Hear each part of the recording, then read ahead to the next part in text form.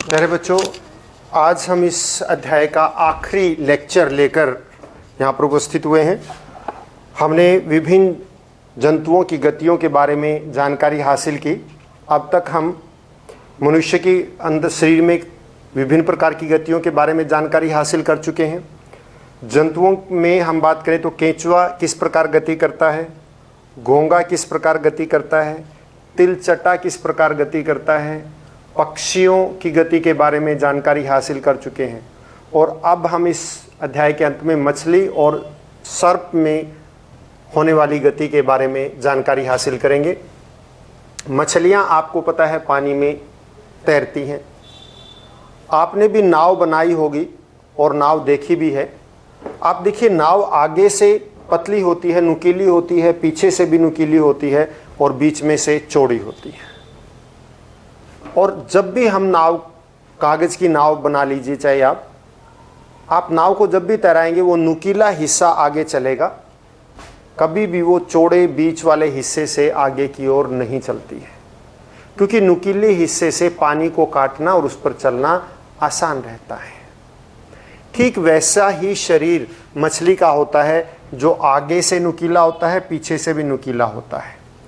ऐसे शरीर की ऐसी रचना को, ऐसी बनावट को हम धारा रेखीय क्या कहते हैं? धारा रेखीय संरचना कहते हैं, जो आगे पीछे से पतली होती है और बीच से मोटी। कुछ आप देखिए, पक्षियों का शरीर भी धारा रेखीय होता है ताकि वो वायु के अंदर, हवा के अंदर आसानी से उड़ सके। आपने हवाई जहाज देखे होंगे, उनको भी धारा रेखीय विधि से मतलब धारा रेखीय बनाया जाता है ताकि वो हवा को आसानी से काट सके। इसी प्रकार से मछली का शरीर भी धारा रेखीय होता है ताकि वो पानी में आसानी से तैर सके। जब भी मछली तैरती है, आप देखिए, मछली के शरीर पर तैरने से पहले मैं बात बता दूं कि अलग अलग प्रकार के पंख हैं। देखिए, 1 2 3 4 5 6 ये पंख हैं। ये सभी पंख इसको तैरने में, मुड़ने में और इसको संतुलन बनाए रखने में सहायता करते हैं।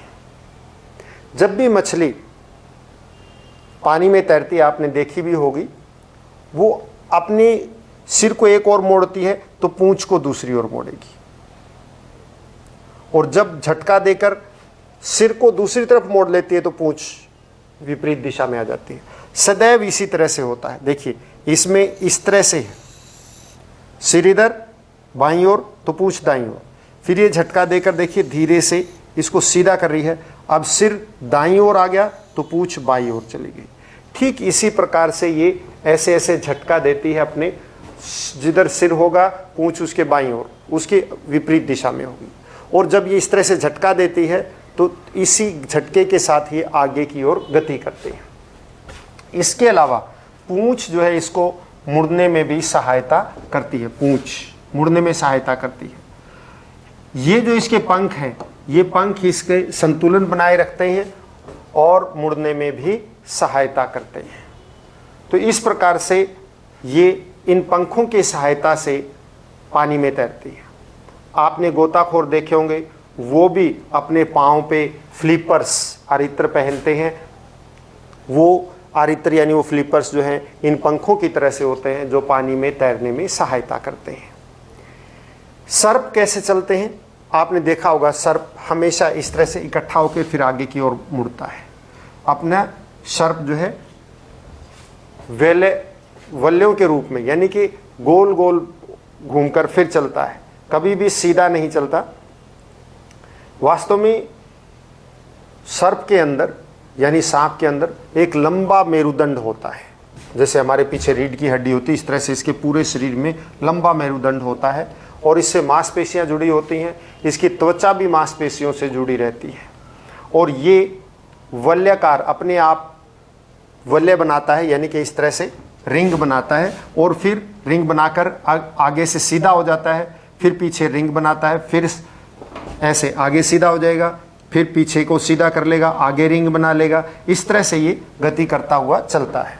मैं आपको सांप की गति दिखाता हूं कि किस प्रकार से ये वलय बनाकर गति करते हैं। जैसे यहाँ दिखा रखा है, ये इसने रिंग बना लिए, आगे का हिस्सा सीधा कर लिया, ये सीधा हो गया, फिर पीछे का सीधा कर लिया, आगे रिंग बना लिए, फिर ये आगे का पीछे वाले को फिर इस तरह से वल्ले बना लेगा, आगे का सीधा कर लेगा, इस प्रकार चलता रहता है। देखिए किस प्रकार से ये गति करते हैं। सांप जो है गति करते हुए आपको दिखाई देगा। ये देखिए, ये सर्प ये वल्ले बनाकर आगे की ओर गति करता है। इस प्रकार से ये वल्ले बनाते रहते हैं और आगे का शरीर पहले वल्ले बनाता है, फिर आगे के शरीर को सीधा कर लेता है और फिर पीछे वाले का वल्ले बनाता है। इस प्रकार से ये गति करते रहते हैं वल्ले बनाकर। तो ये इस प्रकार की गति होती है। आज के लिए इतना ही काफ़ी। घर पर रहें, स्वस्थ रहें और खुश रहें। एक बात और मैं आपको बताना चाहता हूँ कि आप स्वस्थ, हम कब अच्छी तरह से पढ़ पाएंगे? हम तभी अच्छी तरह से पढ़ पाएंगे जब हम अपने आप को स्वस्थ रख पाएंगे। और स्वस्थ रखने के लिए हम अपने आप को स्वस्थ कैसे? योग कीजिए, एक्सरसाइज कीजिए, बाहर घूमिए, दौड़ लगाइए। और आपको पता है भारत सरकार ने भी जो है 21 जून को अंतर्राष्ट्रीय स्वास्थ्य योग दिवस घोषित कर रखा है। योग करने से हमारी मांसपेशियां मजबूत रहती हैं, योग करने से हमारी अस्थियां मजबूत रहती हैं। कभी भी ऑस्टियोपोरोसिस, जिसमें हड्डियां मुड़ जाती हैं, हड्डियां नरम हो जाती हैं, तो अस्थियां नरम नहीं होंगी।